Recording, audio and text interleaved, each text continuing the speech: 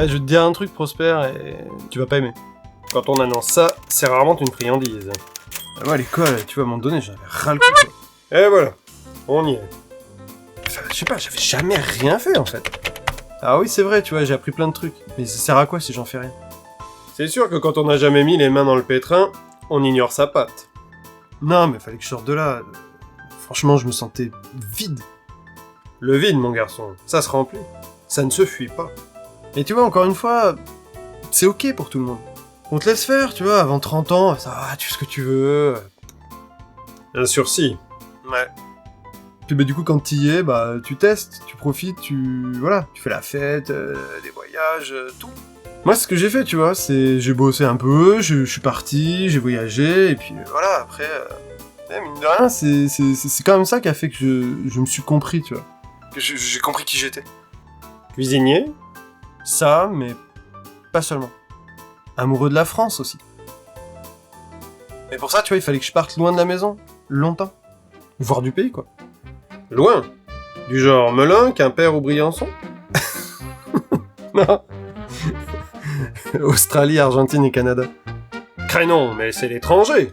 Tu viens de me dire voir du pays. Ok, des pays. C'est mieux là? Et qui faisais-tu?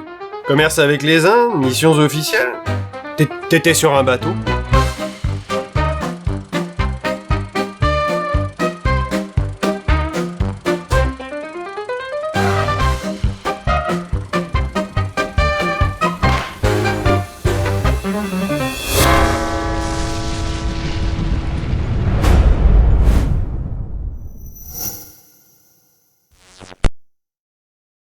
Eh non, c'est en avion maintenant.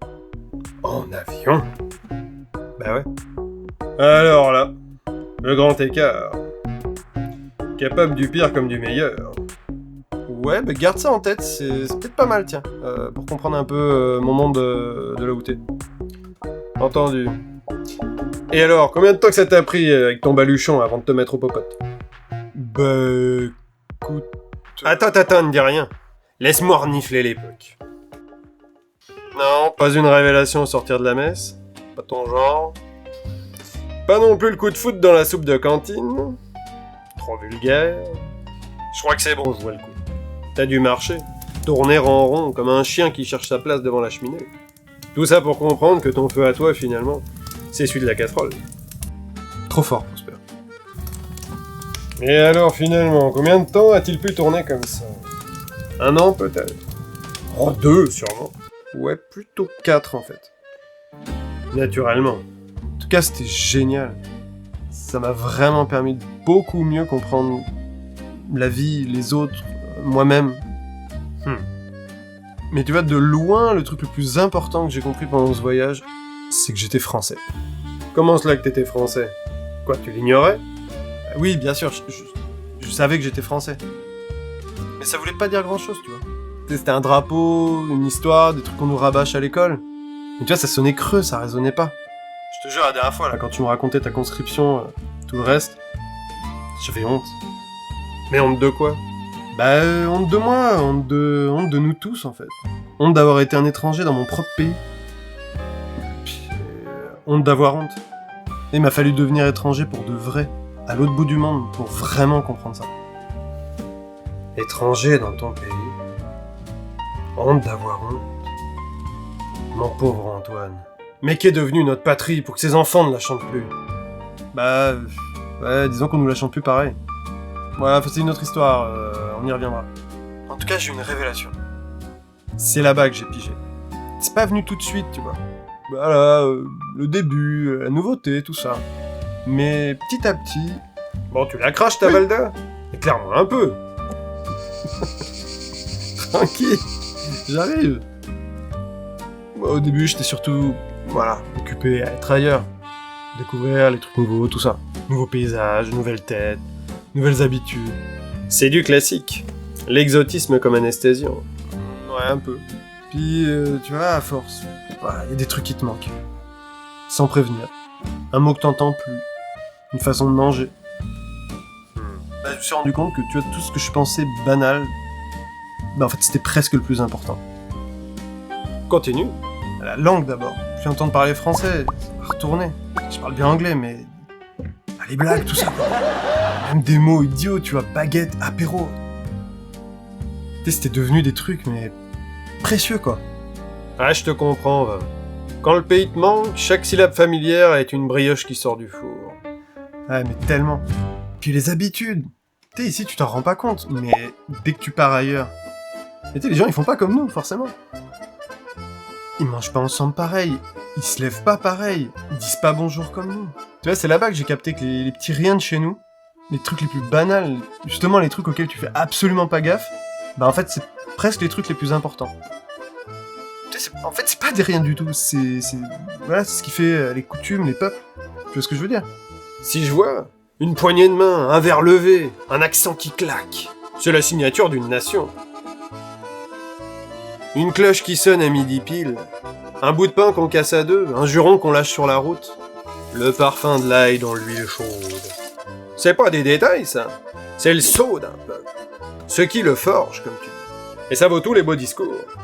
T'avais justement le débat, la politique. C'est la façon qu'on a de toujours vouloir refaire le monde.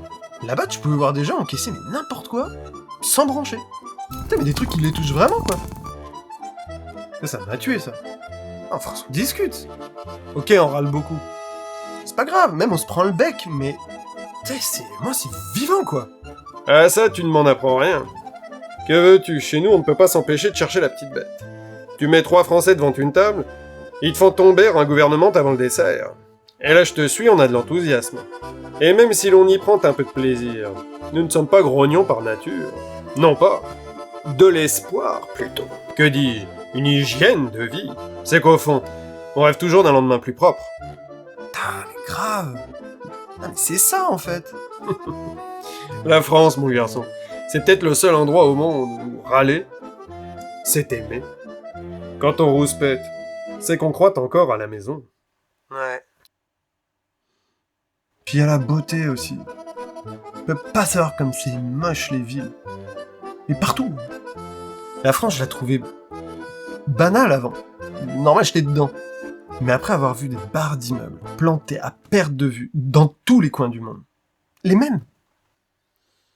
Tu sais, je me suis souvenu de nos villages, nos clochers, les pierres patinées là par le temps, les pas des ancêtres.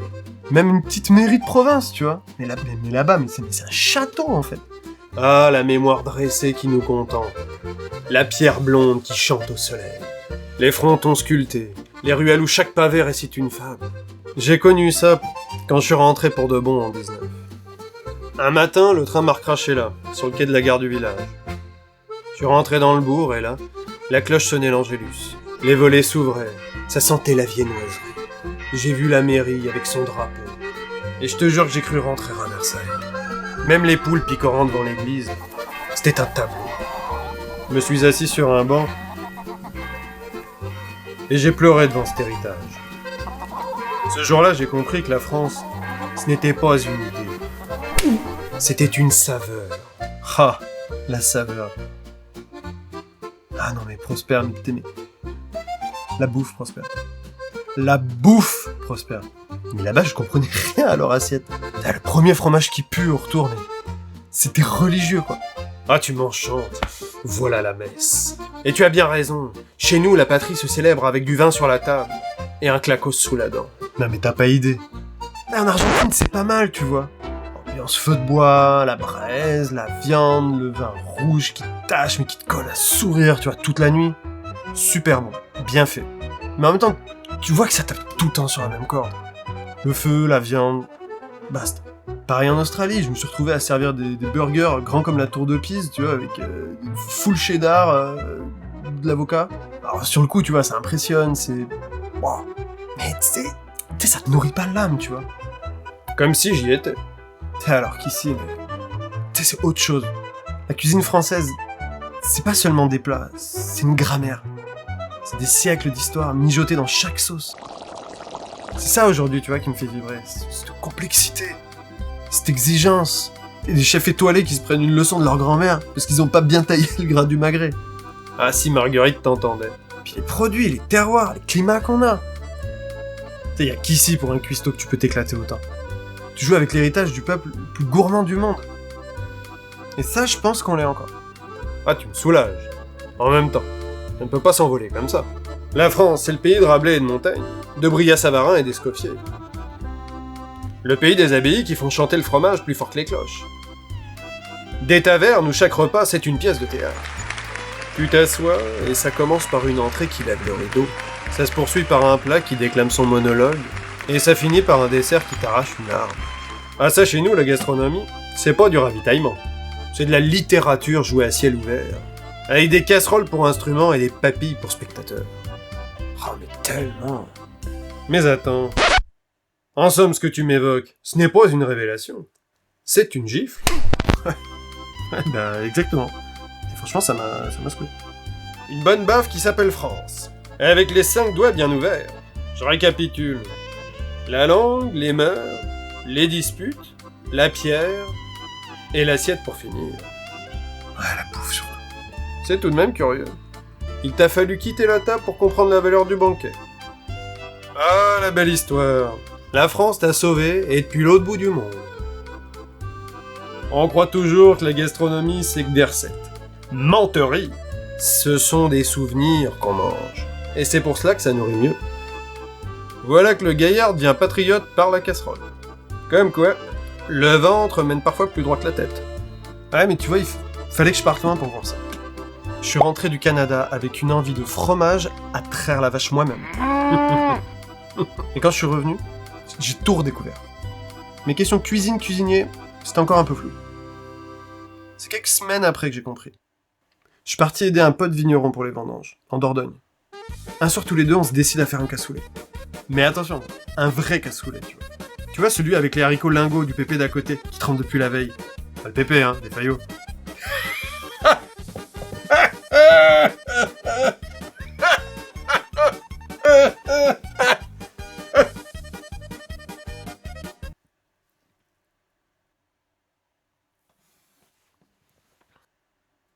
On coupe les légumes, on sort la conserve de saucisses confites, on fait revenir le tout avec les jarrets, on casse la croûte de la cassole 7 fois.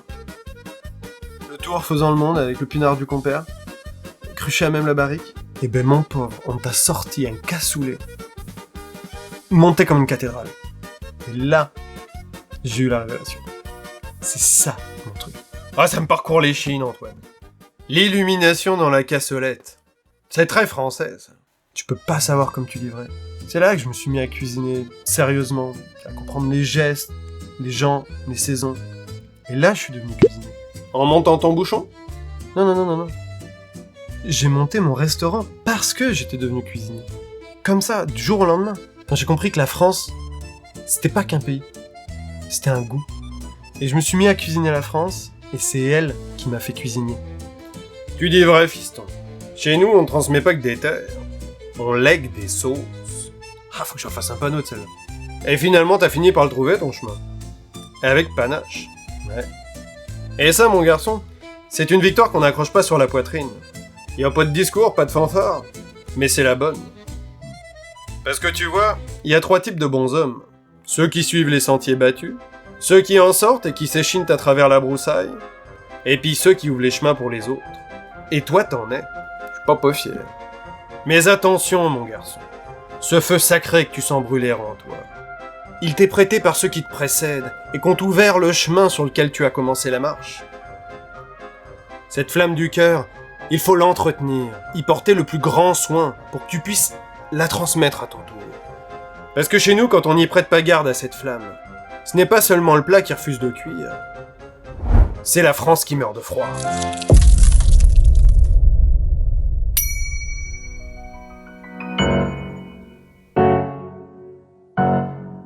Recevez-vous.